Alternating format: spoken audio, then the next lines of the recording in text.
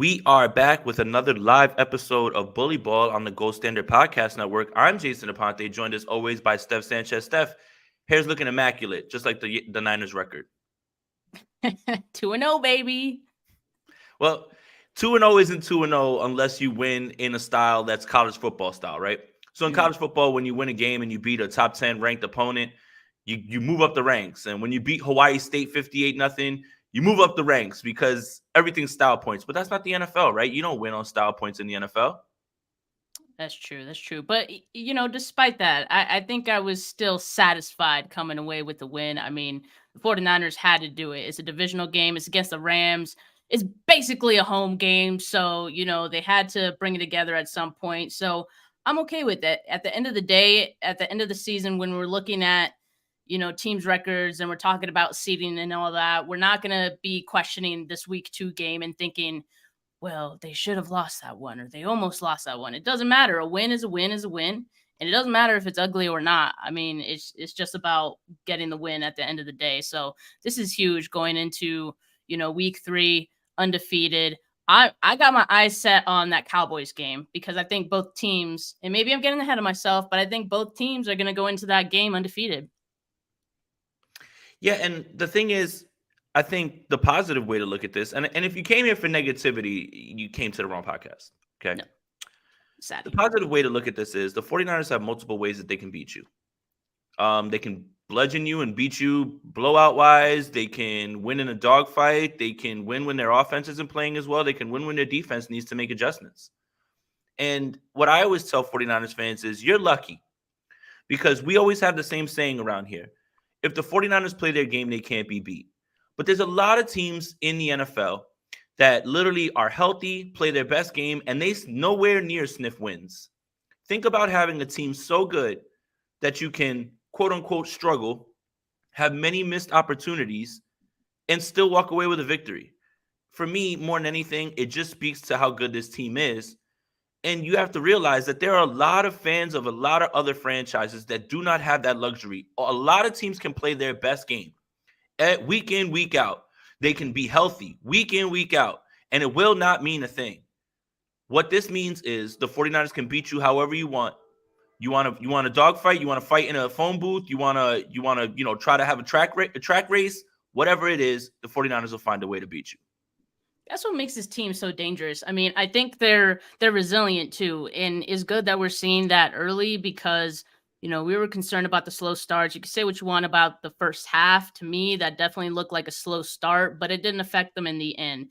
They came around, they made the adjustments needed on both sides of the ball, and they were resilient and they put points on the board and they came away with it in the end. So I think that's the biggest takeaway. And all other teams in the NFL and the NFC should look at this team and think, man, they're dangerous for that reason. And yeah, they could beat you a bunch of different ways. I mean, I thought the Rams had a really good game plan going into this. And Jay, you told me that the Rams were bad. I know this is a divisional game. They've only played 2 divisional games so far, but I think we can safely say the offense is a little bit better than we would have expected without Cooper Kupp. Like, let's just keep that in mind, okay? They were giving the 49ers defense some problems early. Yes, I wasn't happy with the 49ers defensive game plan early. I'm glad they made those changes, but all in all, again, with these divisional matchups, you just never know what's going to happen. And because they know each other so well, I think we saw the Rams come out with a great game plan to neutralize the 49ers pass rush. I mean, we saw that the 49ers had 0 pressures in that first half, and they dialed it up to 9 pressures in the second half. So, just those differences that they made, the adjustments that they made. I think that's another thing. That's another big takeaway, right? Like Steve Wilks, that was one of the questions we had about Steve Wilks. Would he make the adjustments that DeMeco Ryans was so good at? Yes, it's a small sample size. This is just one game. But, I think I was pleased with the adjustments he did make at halftime. Yeah, and then I guess we should just get right into it, right? In a game where we would say that there's a lot of missed opportunities on offense, the 49ers still put up 30 points. I don't know how else you can spin this. And the negativity is well, they won't be able to do that in the NFC Championship game, or they won't be able to do that against the Dallas Cowboys. Can we qualify for the NFC Championship game before we start to worry about that? Can we start to see maybe Brock Purdy doing this as a trend before we start to hit the panic button? The reason that the Brock Purdy misses have caused such a stir is because we're not used to it. Meaning it's when you see a guy who hasn't even started his 15th game in the league yet, and he hasn't missed those throws yet, and he hasn't missed them when they're walk-ins, and then all of a sudden they do, it's, oh my God, the sky is falling. No, everybody misses them. I watched Patrick Mahomes for an entire half against the Jacksonville Jaguars throw up interception after interceptable ball. It looked terrible for a while. Josh Allen leads the league in turnovers. Joe Burrow looks awful in week 2. Every single quarterback in this league has games like that. Every single one.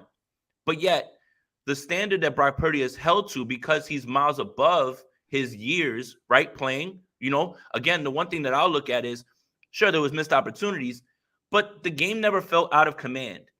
He never felt like he was spiraling. It never felt like there was that moment where when other quarterbacks, and not just Jimmy, just so everybody doesn't start crying, not just Jimmy, when Nick Mullins or CJ Beathard or anybody else that was ever under Kyle Shanahan as a 49er quarterback would miss those throws, would absolutely spiral and would absolutely still be in danger of putting the ball in harm's way. Brock Purdy missed those throws and kept going and never turned the ball over. No turnovers is the biggest part. And that's the thing that nobody's giving credit to, because one turnover, it felt like this entire game was going to flip the game. And the Rams committed both of them. And they were both on interceptions. And what did they do? They flipped the game and the 49ers won. For me, more than anything, the missed opportunities are fine if you want to use them to predict some sort of outcome in a game that the 49ers haven't even qualified yet for. I think that's silly. And the shock of seeing Brock Purdy miss those throws is probably what causing the more uproar, because he never misses them. So for me, again, this is just a blip on the radar. But if you look at it this way, with those missed opportunities, the 49ers still scored 30 points. And the other thing is, no matter what, Kyle Shanahan is going to scheme guys running wide open. Those are the positive things that I have to take away from that. Yeah, and I'm glad that Rob put that graphic up on the screen, because I was going to bring up that tweet of how good he is in intermediate, and that's 10 to 19 yards. In his career, it's a small sample size, right? But in his career, his 50 for 60, 83.3 completion percentage on intermediate throws, 846 yards, 4 touchdowns, 2 interceptions as well. But no other quarterback since the beginning of 2022 is better than 67%. That would be Lamar Jackson. So for Brock Purdy to do that in the intermediate levels of the field, I mean, I think that's pretty impressive. So, but I'm with you. I think a lot of people were kind of waiting for this shoe to drop and, have their priors confirmed, right, about Brock Purdy, because a lot of people going into this season were skeptical about Brock Purdy, weren't convinced that he was the real deal, as Kyle Shanahan called him. Like I'm still very optimistic about Brock Purdy in his career. There's no reason to not feel good about what he's put on tape. Now, of course, this wasn't Brock Purdy's greatest game. Like, we can objectively say that, but at the same time, like, we're not here ready to hit the panic button either, because Brock Purdy is still capable of running a really impressive 2-minute drill before the half to put points on the board for this team, or help put points on the board for this team.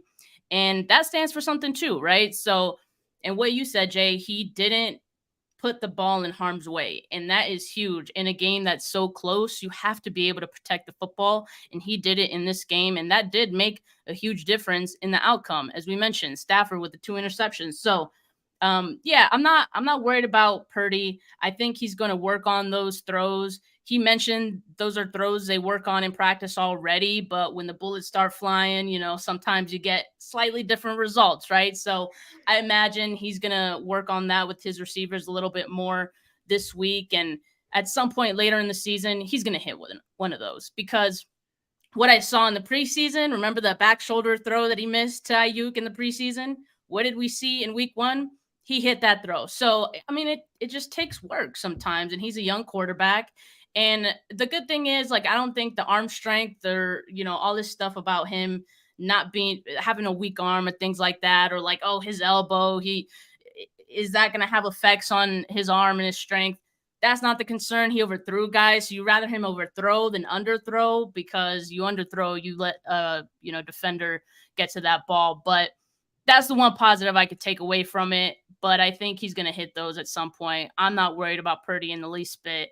And at the end of the day, yeah, we should feel positive about the 49ers still being able to put up 30 points, even without Purdy not having his greatest game.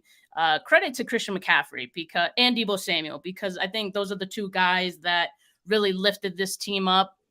And, they've had some really good games against the Rams, those two. So if it was going to be anyone, it would be those two guys, especially Deebo. I mean, I think he just fights for every yard, and his touchdown, which ended up being a run, right? It was a short pass, like kind of a screen, but he took that one, and that was just a Deebo run right there. Like him evading defenders, pardon me, and getting it to the end zone, right? So you love to see that from Deebo, and Christian McCaffrey setting the tone early with his little stiff arm there on Akella Witherspoon. Witherspoon was getting abused in this game. Like I almost ended up feeling bad at the end of it. I think Deebo even had like a crazy stiff arm on him too. Not on this play, but on another play. And so, sorry to that man. Well, I'm glad you brought up Christian McCaffrey, because another point of contention, and no loss is without anger. No loss is without people losing their mind over something. Christian McCaffrey played all 57 snaps for the San Francisco 49ers. Okay. First of all, this feels one game specific. Mm-hmm. And what this means is, and Kyle Shanahan spoke about this after the game, this wasn't the plan. But when you're in the heat of battle and the pads are popping and you start to look around at who's confident, what are you confident in?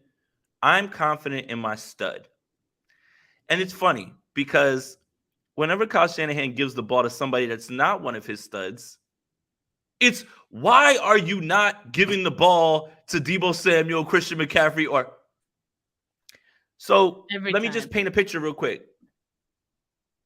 Kyle Shanahan, Sunday, wanted to feed his studs, and he wanted to go home on the back of his studs.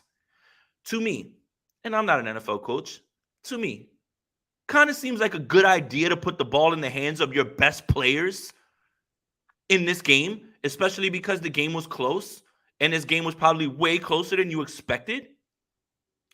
Next week, or in 2 days, the New York Football Giants will show up, and I doubt Christian McCaffrey is going to have to play every single snap. And I doubt that they are going to have to force feed him and give him the ball and Deebo Samuel the ball as much as they did, because it's the New York Giants.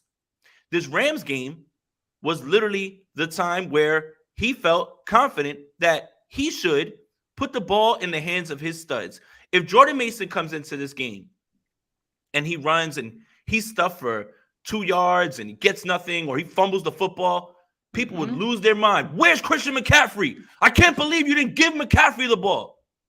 You can't have it both ways. Kyle Shanahan saw how the defense was playing, saw how his offense was playing, saw that his quarterback wasn't necessarily as sharp, because the one throw that concerned me the most with Brock Purdy was actually the throw that hit Deebo on the back shoulder on the slant. Those you got to have. Those you got to have. Those deep shots, those are like 50-50 sometimes. That third down where it bounced off of Deebo's shoulder and you had to put that ball in front of him, and he usually does, that's much more concerning than any other throw deep downfield. But Kyle Shanahan assesses, well, Brock's not exactly sharp. Our defense isn't exactly where it needs to be. I need to take this thing home.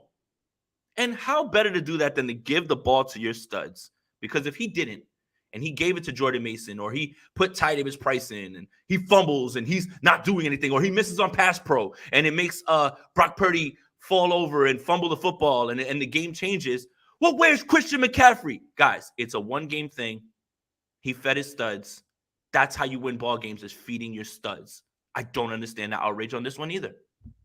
I'm actually glad that you mentioned pass pro as well, because they needed all those guys to contribute on pass pro in this game. They were double teaming Aaron Donald much of the game. And so I think that was a point of emphasis for them. And I don't know, like, if you can trust those other guys as much as you can trust a guy like Christian McCaffrey. And when you have a stud like that, it's easy to forget about the other guys like on this depth chart. Like, sorry to those guys too, but I don't blame Kyle one bit. It was a close game, so I understand the volume, especially late in the game, like when you're trying to hold on to the football, not give the ball back to the Rams. You're just trying to, survive and get those yards. So, I understand it. Jordan Mason had issues with fumbling, in the preseason. I wouldn't want to put him out there too. Elijah Mitchell, like, who knows? Like, we didn't even see Elijah Mitchell, much in the first game either. And he If doesn't anything, fumble. Elijah Mitchell doesn't fumble. no, I know. If anything, though, like, it was more egregious that we didn't see Elijah Mitchell in the first game, because there was a point where that game was pretty much like donezo and McCaffrey was still out there. So that was probably more an issue than it was in this week when it was like a closer game, right? But I wonder if maybe Elijah Mitchell is still not 100%, and maybe that's why they hadn't put him out there. I don't know. We don't really know the specifics, but I know he was dealing with an injury much of the preseason, right? So who knows if that contributed to anything. But I would expect, that we do see more Elijah Mitchell on a short week. Christian McCaffrey might be feeling this game just a little bit extra. And Thursday we probably get a better mix. And yeah, you said it, Jay. Like, I expect the 49ers to come on top early in this game, and that would benefit them, right? Because it is a short week, and you want to pull some of your guys at least on some plays if you can. But yeah, I mean, McCaffrey, I don't blame Kyle for wanting to put a stud out there. Through 2 weeks, he has 42 carries, 268 yards. That 268 yards leads the league right now as well. 6.3 yards per carry, 2 touchdowns. And quite honestly, he hasn't even been that involved in like the passing game, really. He's only had 6 catches through 2 weeks. So I'm sure that will enter the conversation at some point. But, Kyle, for now, keeping that in his back pocket. But I don't blame him at all. I mean, and you said it, fans would get angry if someone else toted the rock and they made a mistake of any kind. They didn't get the first down. So it's fine. I was much more worried about it in that first game, but I expect there'll be a better balance on Thursday.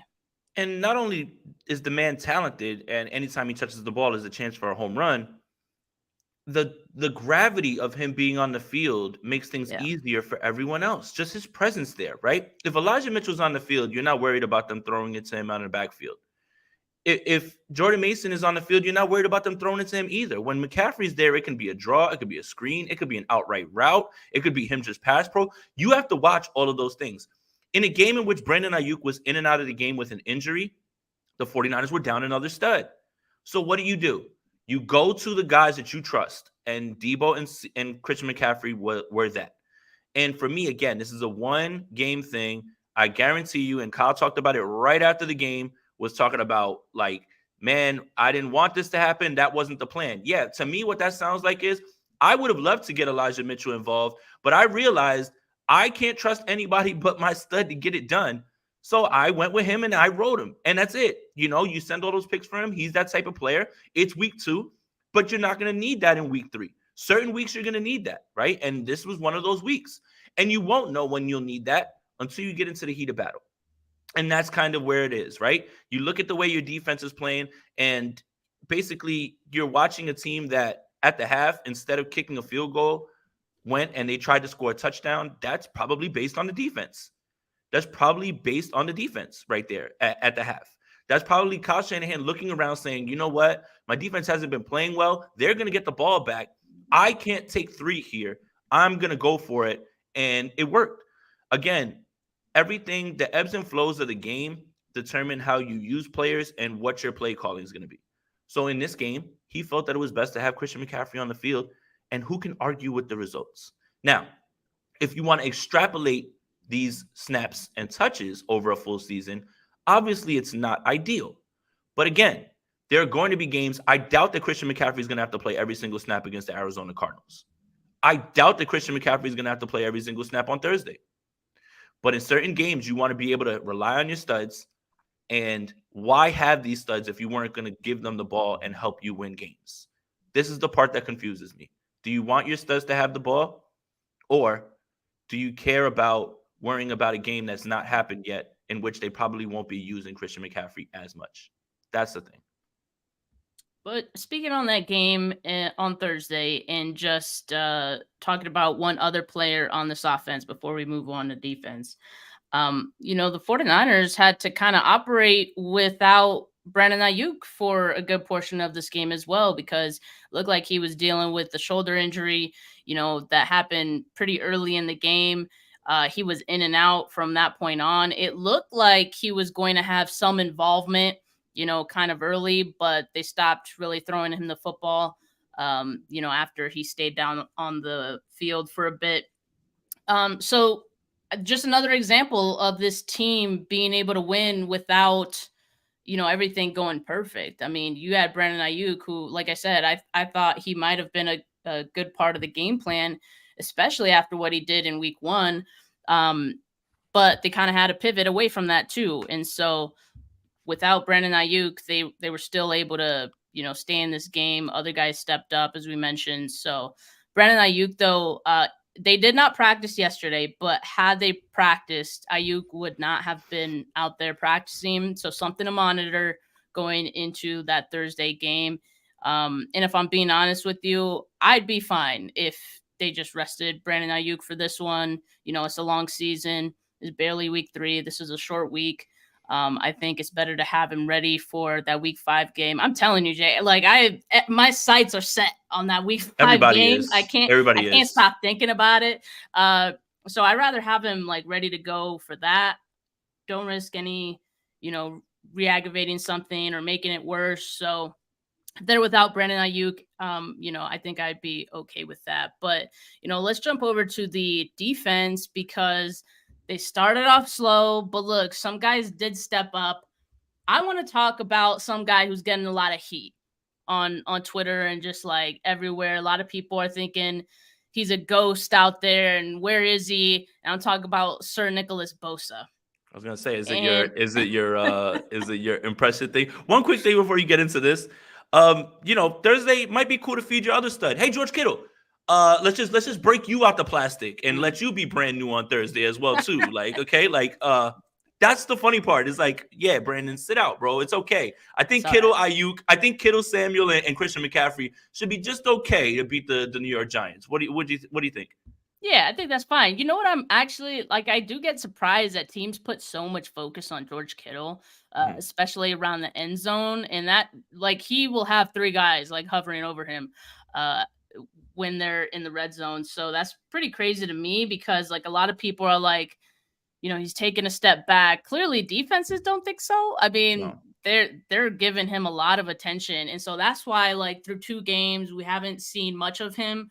But yeah, on Thursday, that might be a really good game to get him more involved and have him be a part of the game plan. So not that he hasn't been part of the game plan, but you know what I mean. So yes, of course. But Nick Bosa, man, like people doing my dog dirty because they talking like he's not doing anything through these first 2 games. And look, I understand. I think we all expected that there would be some, getting acclimated, getting into football shape. Like we know that was going to be the case when he missed much of the preseason, all training camp, all of that. Like it does take time, even for a guy who's in good of a shape as he is. It's different to get in football shape because you out there, you're making like different moves and things like that maybe you aren't when you're just training. So, but you know what I saw in the second half of this game, especially when, mind you, the entire defense kind of came alive. I saw a more active Nick Bosa, and he was getting close to getting some sacks there too. That doesn't show up on the stat sheet, but he did have, I think, 5 pressures in this game and 3 quarterback hits. So he was getting active, and, Matthew Stafford felt that pressure. I assure you of that. And, Pickett as well. So while he's not getting on the stat sheet yet, he is going to, okay. He is going to maybe as early as Thursday. I'm not worried about Nick Bosa, man. Like if people watch what he did, and I'm very tempted to do like cut up like the all 22 of like just the defensive line so people could see what he did. man, they would know that he was disruptive. It's not always just about getting the sacks. I mean, we talk about the same thing with Eric Armstead, right? Like he doesn't get on the stat sheet, but he's still very disruptive.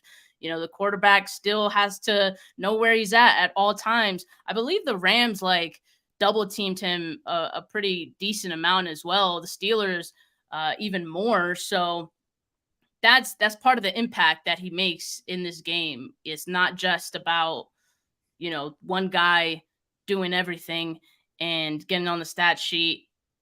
Sometimes it's just about getting that disruption and opening things up for other guys.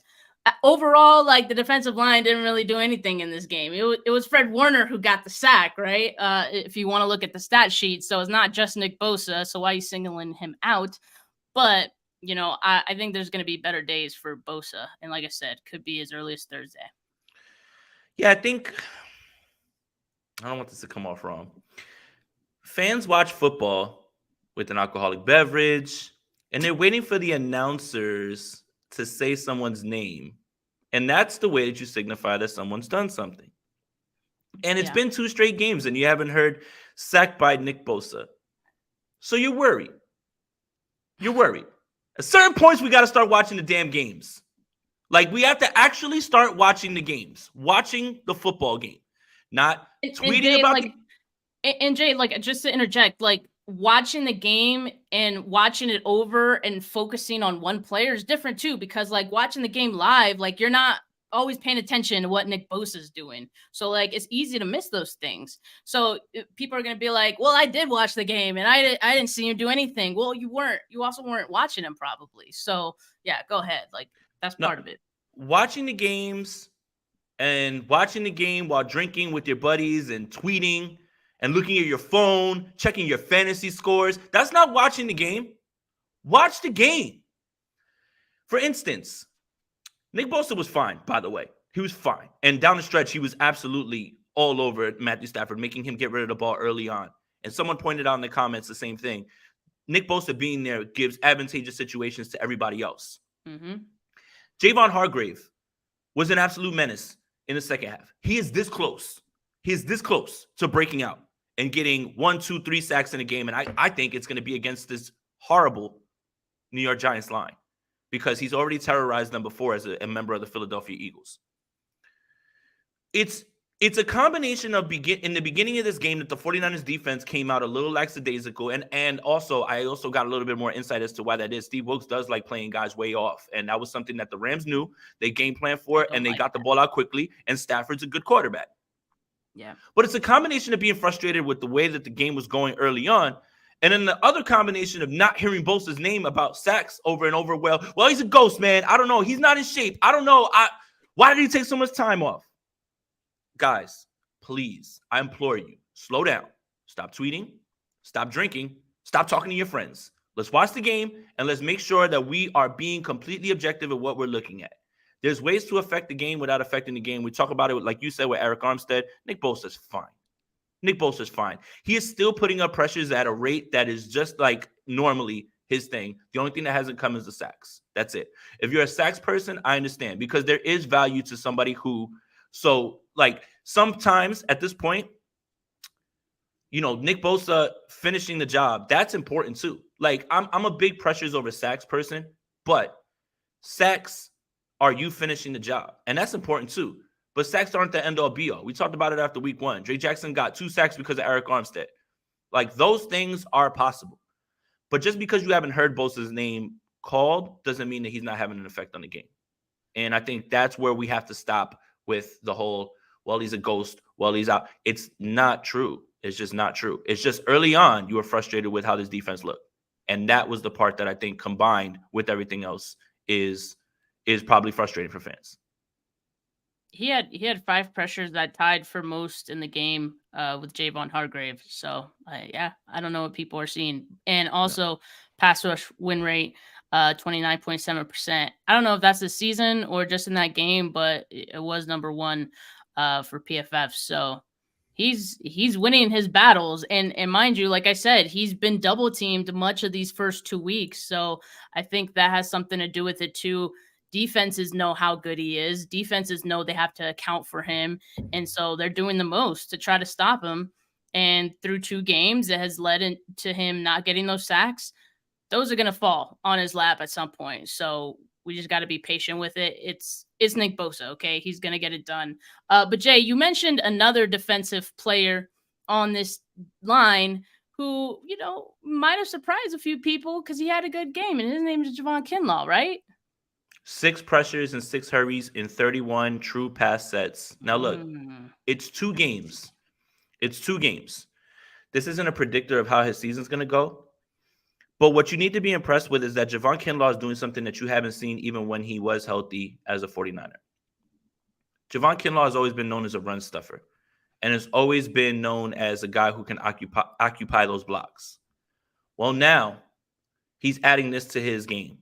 And who would have known that possibly, situationally, Javon Kinlaw has a chance to really thrive now? And this is what we were talking about all offseason when we were saying about the depth of this line. Sure, when you strip all the expectations of what Javon Kinlaw was supposed to be with his high pick, and you just realize that right now he is like a cog in the machine as a defensive tackle who will rotate in on certain plays, it keeps him fresh, it keeps other people fresh, and it keeps the pressure going. It's only 2 games, but I'm happy for the young man. And if you want to say, hey, listen, well, whatever, he's a bust because he's not, strip that away. Right now, he is a depth defensive tackle on his team. And when his number is called, he's producing. I don't think you can ask anything more of the young man right now because he's not going to start over Armstead. He's not going to start over Hargrave. But if Javon Kinlaw is showing you that he can now pass rush on top of what we kind of knew about him as being a better run defender, now you can start to get creative. I think we saw in week 1, 5 down linemen. What if it's possible where, you get to a line where it's Bosa, Kinlaw, Hargrave, and Armstead's the other edge. And Armstead gets a chance to thrive against a tackle that is a little bit weaker. It just opens up all the possibilities. And I'm just happy for the young man because a lot of people were ready to throw dirt on his name. And now in his time, all you can do is grab the opportunities that you have. And Kinlaw's been playing very well, man. Yeah, I agree. And a lot of people saw it in camp too. He looked explosive. He looked like a different player, slimmed down.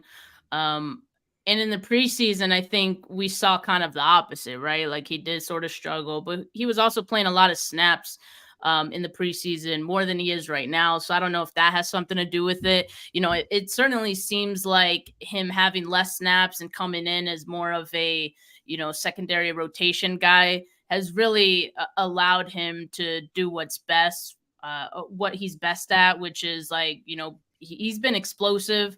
And, I think he's getting some disruption there. So yeah, it's working great for him. It's working great for this defensive line. So yeah, you mentioned it's a small sample size, right? It's just the first 2 games, but this is a good sign, not just for him, but for the entire defense, right? If he can get some pressure, because anything he can give you at this point is a bonus. Yep.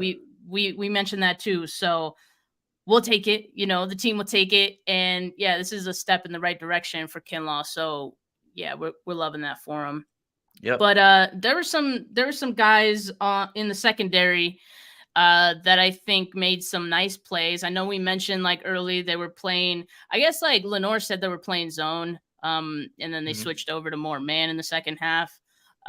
I didn't like that strategy. So we'll see. It didn't work against Stafford. Stafford, of course, is a top 10 quarterback. So, maybe it'll work some other weeks where you're not playing Stafford. I don't know. But I don't know if I like that off coverage so much because it does give some room. If it's going to work, I would like I think the defensive line to maybe just be a little more aggressive in that case. But I don't know. Well, Stafford did a great job of getting the ball out quickly. That's the thing is you can't sit back in zone with a quarterback who can actually throw the ball and pick you apart and is quick with his decisions, right?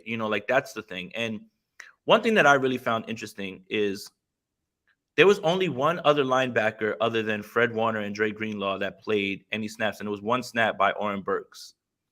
The 49ers for 2 straight games have been straight up in nickel the entire time. All the time. There is no third linebacker. The idea of a base defense, that's out. And that's kind of what we've been trying to tell you about. Well, he doesn't run the base. It's the NFL.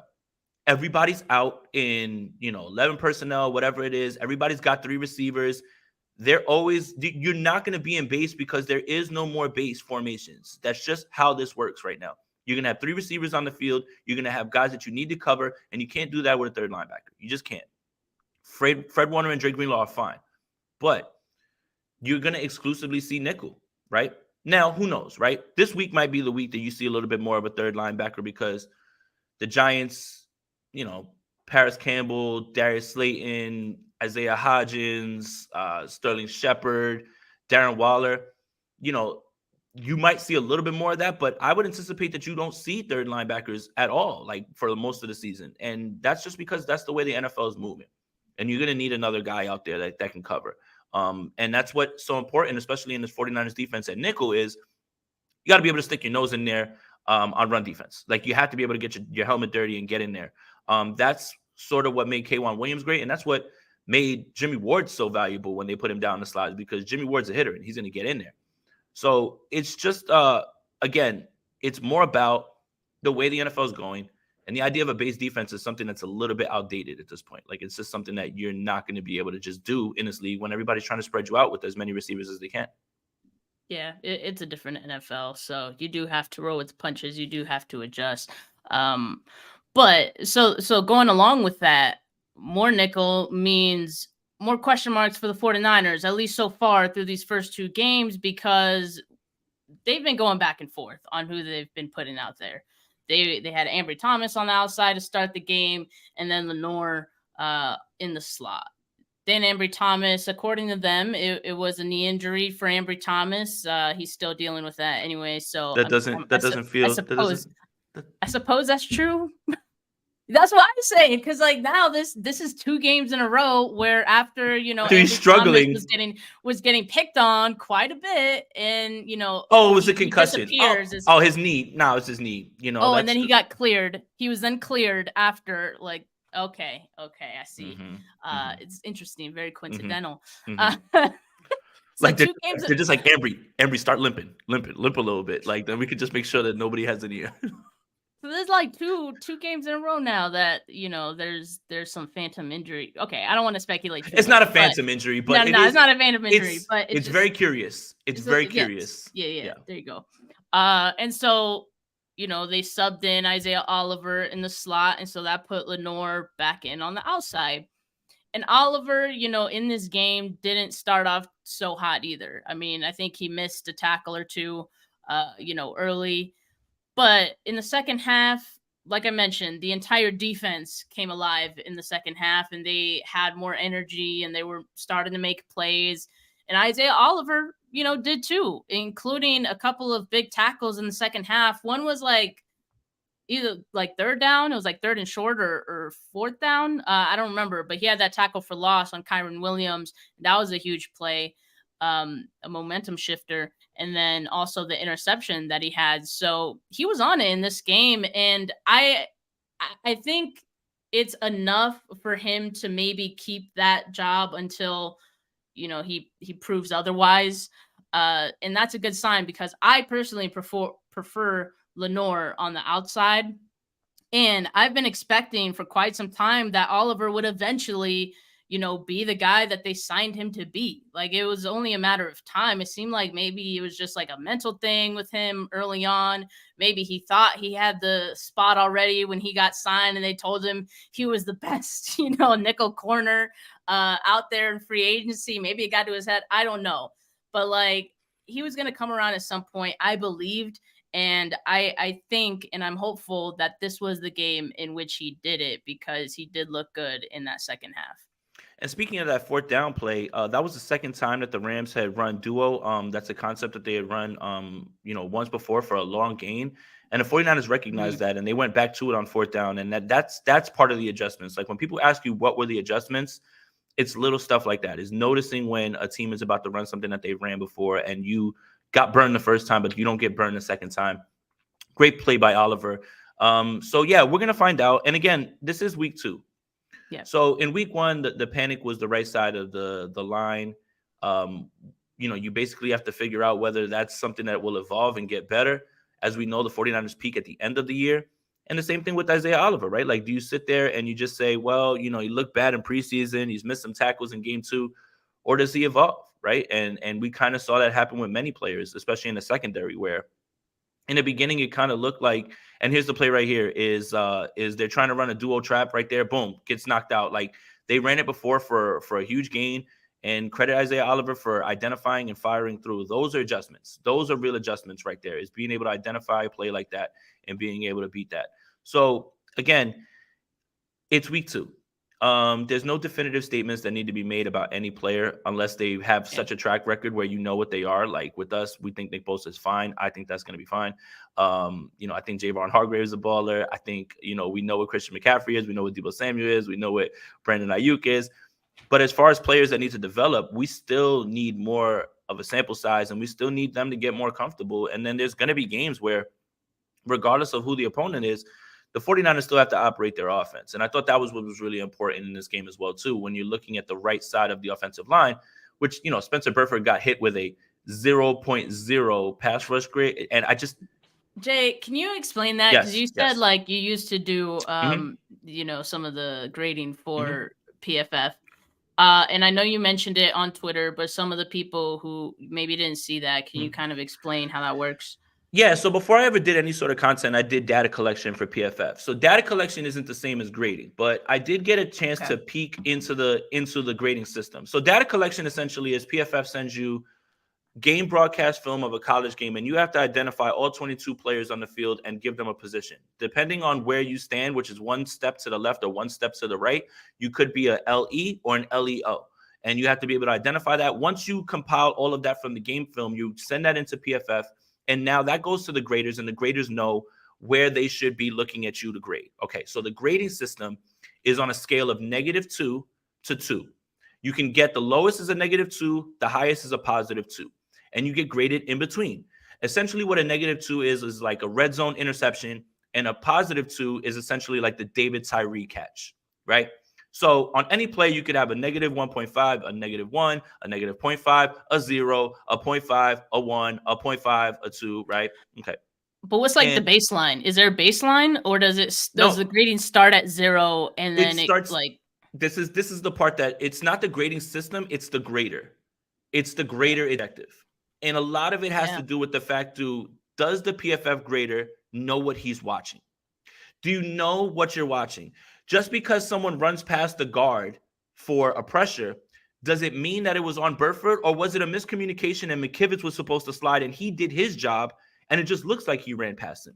In the same way, when you watch a cornerback and there's a guy running past them into an open spot, is it his fault, or was it cover 3 and someone blew their assignment from up top?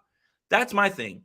It's less about the grading system and more about the grader. I think the way that we can get to a place where these grades can be more of a reliable source is if the graders understood schematically what was going on more than anything.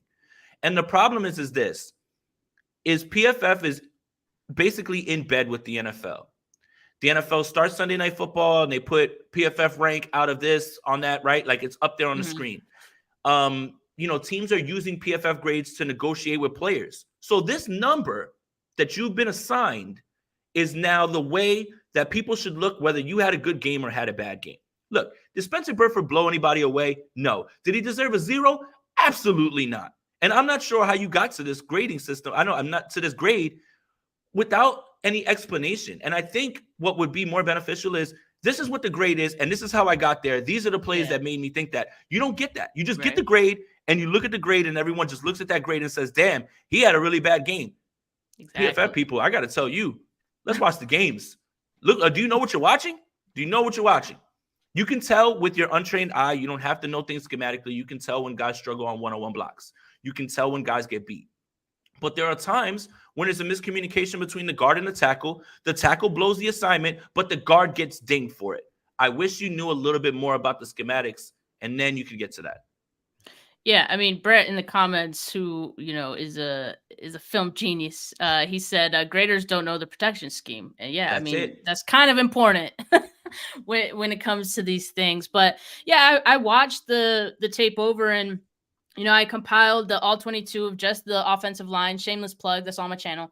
But I watched it back too, and I was like, yeah, no, like Spencer Burford, he wasn't perfect. Yeah, like he had some plays where he wasn't, holding his guys or anything like that, but nothing egregious. And thankfully, Brock Purdy was getting the ball out quickly, so it wasn't anything that like impacted the game. But I didn't see anything that warranted like a 0 grade. So that's crazy.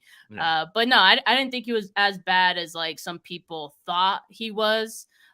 Certainly probably better than he did in week 1.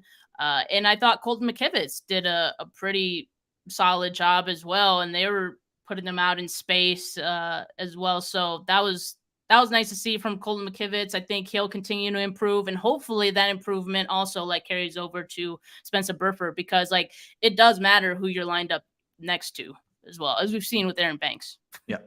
And speaking of ghosts, did anybody see Aaron Donald?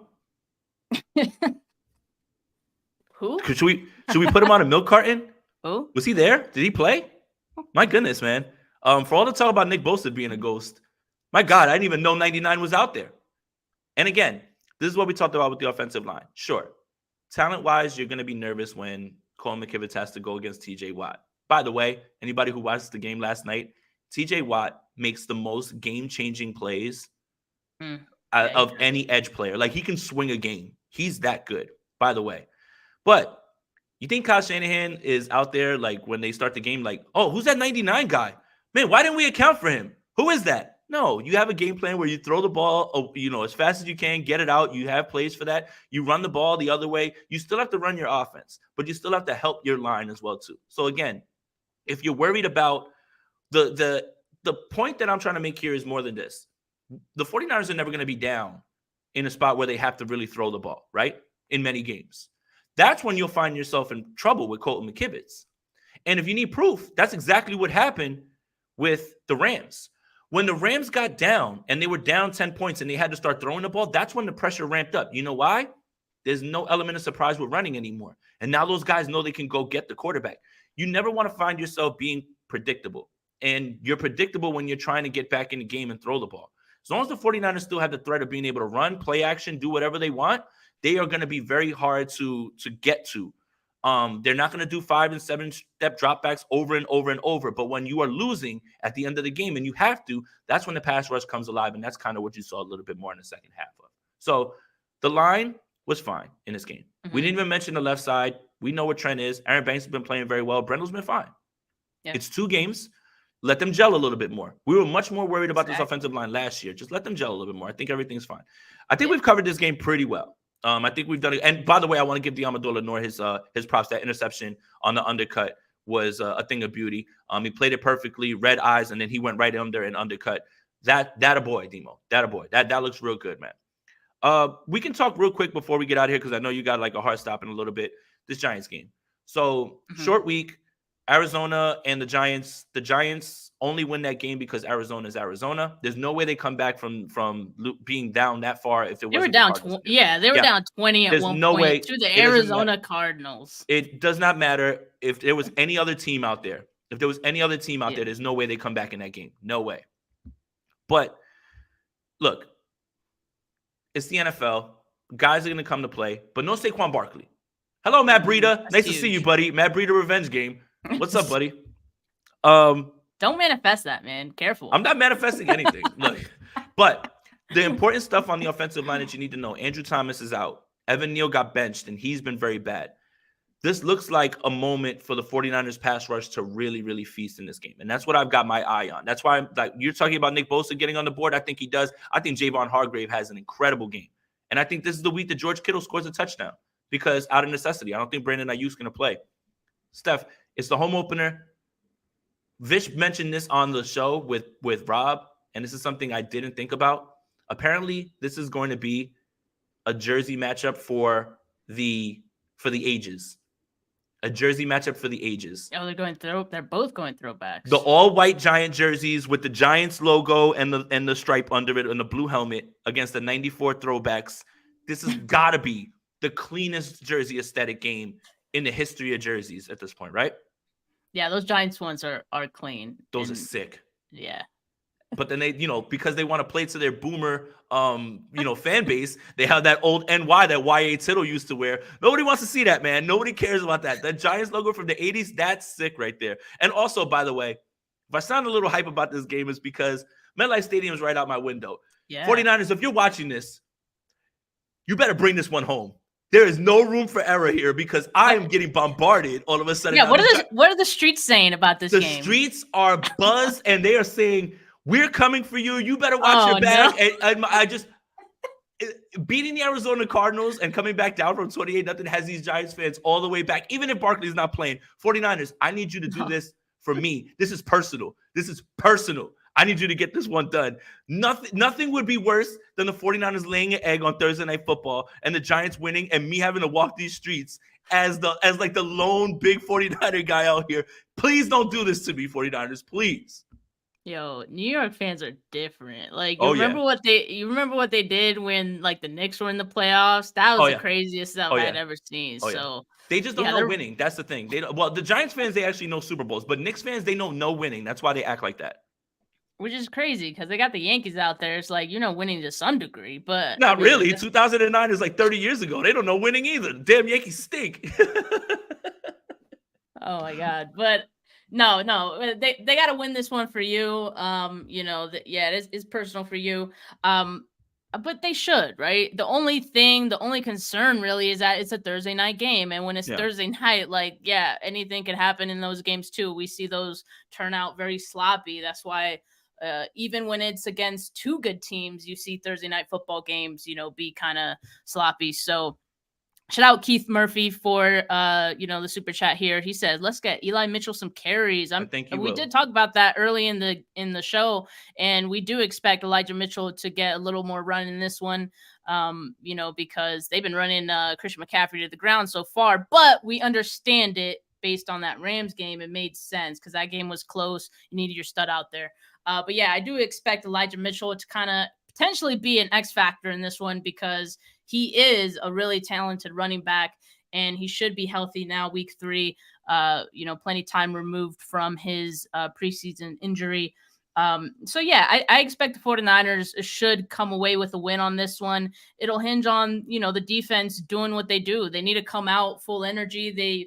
You can't give the Giants any hope in this one. You know what I mean? And I think the one concern here, of course, Barkley's going to be out, so that's a plus for the 49ers, but Daniel Jones can move too, right? Like he's got some wheels on him. So you got to make sure you keep him contained in the pocket. In the past we've mentioned, 49ers sometimes struggle against these more mobile quarterbacks. Mm-hmm. Daniel Jones, not, particularly the fastest quarterback or even the best quarterback when it comes to throwing and all that. But, you just got to be mindful of those things, keep them out of those rushing lanes and things like that. So I think they should get it done. I think the offense at the end of the day is going to be too much for the Giants, even if Aiyuk is not out there. So I'm expecting a 49ers win. Yeah, their favorite, Vegas is in on the Niners, 10.5. That's a lot. I don't do spreads or anything like that. Like for me, my safe bet is going to be 49ers money line, George Kittle anytime touchdown.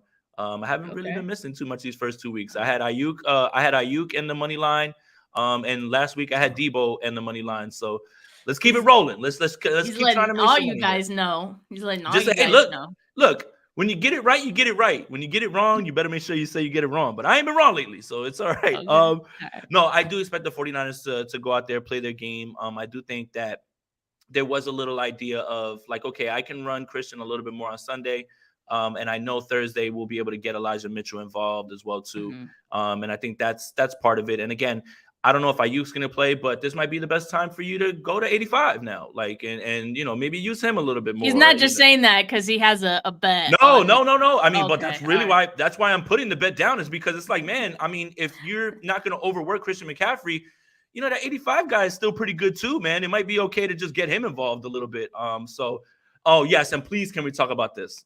Can we please talk about this? So Technics Cheek says, favored by 10.5, wondering if the Giants will kick a field goal at the last second to lose by 10 like the Rams did last week. This is a huge conspiracy theory, and it doesn't even seem like it's hard to spot. The Rams were plus 7.5. They were losing by 10. Kicking that field goal helped the Rams cover. That felt like one of those Buffalo Wild Wings commercials where they're like, send it to overtime, and the guy goes to kick and it just gets blocked or whatever. Man, is that suspicious, man. That's why I made the joke. Sean McVay cashing his plus 7.5 ticket, and I'm leaving here with something. Like, he had to get something, right? Like, look, the only other logical explanation, which I think is insane to think about this, like in week 2. Well, the point differential could be the tiebreaker. Is that what the Rams are thinking about right now? Where like Sean McVay was like, man, we need these 3 points just in case we tie for a playoff spot and we have a better. Come on, man. You don't see teams thinking about that. Usually they go for the touchdowns. So, because at that point, they wouldn't have a chance to win, but you still want to cut the lead to as close to it as you can. So you go for the touchdown. I've never seen that before. It could have implications later in the season, sure, but I don't know. It is sus. if the Rams make the playoff spot because of that field goal, I will completely take everything back. I feel like I'm on the good side of history here. Steven says, great show. Give Mason a ball. Thank you for your super chat. Yeah, the point differential thing, that's the only other logical explanation, but the real explanation is Sean McVay had a hell of a lot of plus 7.5 Rams covering, and he was like, well, I'm leaving here with something. I'm getting this done. What an electric way to end the show. Conspiracy theories and all, tinfoil hats, all that. Guys, thank you guys for tuning in. Make sure you like this video, subscribe to all 3 channels. Make sure you guys are getting the Gold Standard Podcast Network wherever you get all your audio podcasts. Make sure you follow Steph on Twitter at Steph49K. Make sure you follow me, Jason Aponte2103 on X or Twitter, whatever the hell they're calling it these days. Make sure you follow the Gold Standard Podcast Network on X or Twitter or in Instagram. And Steph, this is a great episode. And we've got like this bunched up week with content because we're right. Like today, I feel like today we have to close the book on the Rams game and go right into the Thursday night game. And I kind of like it because Sunday I get to watch football with regular people and enjoy myself. So I like Thursday night football. We're going to touch grass this weekend. Let's go. I love it. So for Steph, for Jay, we're out of here.